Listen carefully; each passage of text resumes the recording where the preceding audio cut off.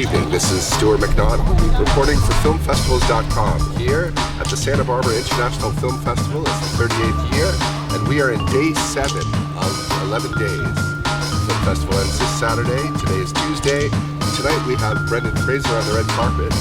And the film festival is going at a full pace now. We have lots of documentaries, great animation film, really some great things we've been learning on the red carpet here, and we're happy to be here. Okay, cool, awesome. Hey, I'm Law, and I'm the director of Starring Jerry as Himself. Hi, I'm Jonathan. I am the producer of Starring Jerry as Himself. I'm Jerry. I'm an actor for Jerry. Starring as yourself. So, Starring Jerry as Himself is a docu-fiction genre-bending feature about an ordinary immigrant dad named Jerry who is called by the Chinese police to be an undercover agent. Wow. Sounds fun. Yes, yeah. So we're super excited to be here. We premiered at Slamdance. We were very fortunate to win Grand Jury and Audience, and then Jerry won Best Actor. So we're really excited to be at Santa Barbara this year. That's fantastic. So tell us, what were the challenges in making the film? Well, a lot of it was that this is a true story, and this what began as sort of like this. So you're working for the government? Jerry is the actual guy that went through all of this, and Jonathan about a year and a half ago called me and told me that something crazy happened to his dad.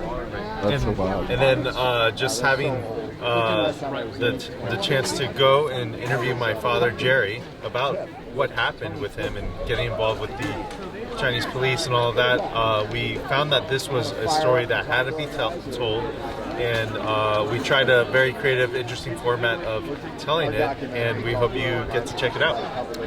We asked Jerry, would you like to play yourself in this film?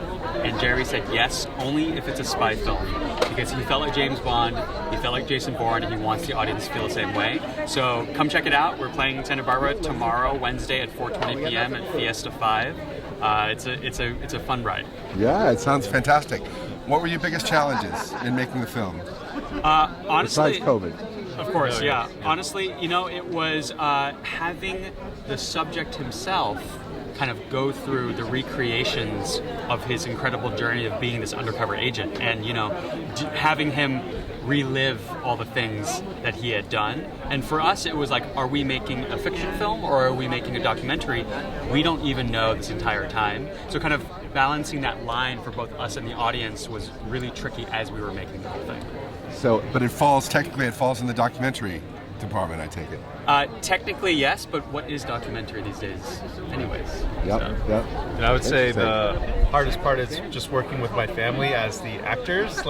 Usually we're in charge of casting the actor and finding someone, but in this it was very much a real life experience, going through it and taking a step back as a filmmaker, but also making sure that my family is intact and okay with doing this, working with their schedules and stuff like that. So definitely a huge challenge. It's a Starring Jerry as Himself is a spy film within a documentary, so it's really up to you to decide what it is. Well, it sounds really fun. I look forward to seeing it. And Rob. Oh, you're with filmfestivals.com. We did a very nice interview with Emmanuel. Yeah. Okay, great. We're fans of the site. Great. All right. Yeah, my name's Matthew Mashori. These are the producers of my movie, Brad Schley and Rob Levine, and we're here with Who Are the Marcuses? Feature documentary screening tomorrow, and come see it. All right, so that begs the question, who are the Marcuses? Yeah, a lot of people were wondering the same thing. So they were an elderly couple who nobody had ever heard of, who had $500 million. No one knew where they got it from. And upon their passing in 2016, they left all of it to charity and to a very, very important cause, to water scarcity abatement and the climate crisis. And so the film is about how this individual act of incredible philanthropy by the Marcuses and their daughter Ellen became a catalyst for world-changing climate technology. And I think it's a film that has global and international import, and it deals with issues that affect every region of the world. Very good. Particularly California. Particularly California, and particularly Indeed. at this moment. Yes. Yes. Well, at any moment in the last 15 years. Exactly. Certainly. So the film deals with technologies that could solve our crisis in California. We hope people will see it and act on it, and call their congressman. How did you come to make this movie? So the movie found us, and we're very, very happy it did. Our good friend, the executive producer Mark Bennett in Aspen, put the project together.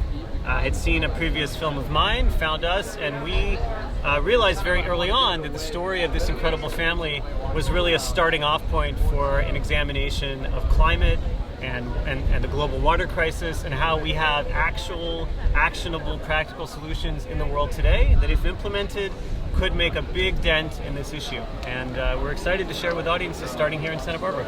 Yeah, it's a movie that started out about big philanthropy, and it led us to the story of how Israel actually solved its water problem back in the 30s, and they invented some of the most important technologies that we could use today, such as desal, wastewater management, and drip irrigation. And we should also mention that in addition to water reuse and creating new water, one of the things Israel really did right in the early years of the state and all the way through to today is education and awareness of the water issue.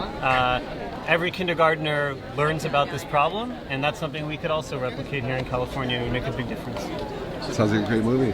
Thank you very much. Appreciate you talking to us. Thank you. Good luck with the film. Take care, Thank you. I'm Jesse Hovey, the cinematographer-director for the film TELOS. It's a Santa Barbara short.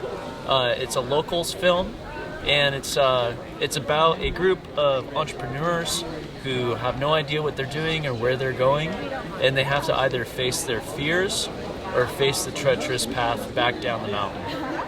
So how did the movie come about?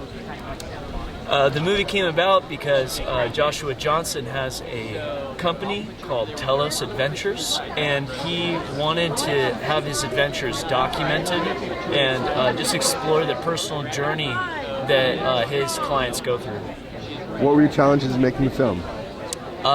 There was one point where I had to literally rappel down a cliff with all of my film equipment and my camera.